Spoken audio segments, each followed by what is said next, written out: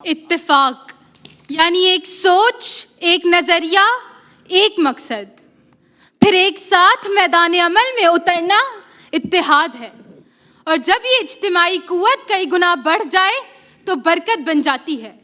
میں نے قرآن میں دیکھا تو درجنوں آیات ملی، کہیں وَاعْتَصِمُوا بِحَبْلِ اللَّهِ جَمِيعًا وَلَا تَفَرَّقُوا، کہیں إِنَّمَا الْمُؤْمِنُونَ إِخْوَةٌ، کہیں وَلَا تَنَازَعُوا، کہیں وَتَعَاوَنُوا، حتیٰ کہ نماز، روزہ، زکوٰۃ اور حج میں بھی اجتماعیت کا درس پوشیدہ ہے۔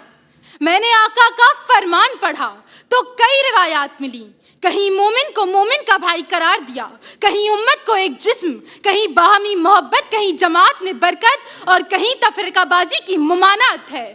تو جس کا حکم خالق کائنات دے، جس کی تبلیغ آقا کائنات فرمائیں، اس میں برکت کا ہونا تو لازمی ہے۔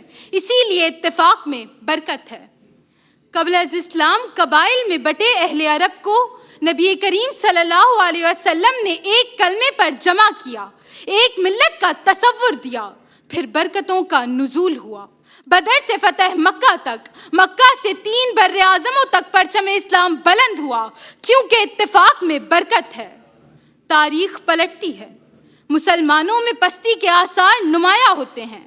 علامہ اقبال نے اس زوال کا گہرا مشاہدہ کیا اور جان لیا کہ مسلم ممالک تو ہیں مگر روح ملت اسلامیہ گم ہے۔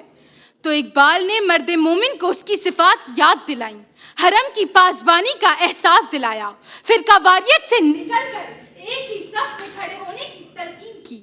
پھر محمد علی جناح کی قیادت میں بر صغیر کے مسلمان ایک مقصد پر متفق ہوئے اور پاکستان وجود میں آیا، کیونکہ اتفاق میں برکت ہے۔ قوموں کا اتفاق انقلاب لکھتا ہے۔ تباہال یورپ میں یورپی یونین کی تشکیل ہو یا ایٹمی تباہی کے بعد جاپانی قوم کا اتفاق، جو انہیں مضبوط معیشتوں میں شامل کر دیتا ہے، کیونکہ اتفاق میں برکت ہے۔ آج مسلمانوں کی حالت زار اتحاد ملت اسلامیہ کا تقاضا کرتی ہے کہ مسلمان ایک ہو جائیں، کیونکہ اتفاق مثبت اور پرامن ہو تو برکت بنتا ہے۔ جلا ڈالی تھی تم نے کشتیاں اندلس کے ساحل پر، مسلمان پھر تیری تاریخ بدلنے کا وقت آیا۔ چلے تھے 313 جہاں سے تم مسلمانوں، انہی ماضی کی راہوں پر پلٹ جانے کا وقت آیا۔ شکریہ۔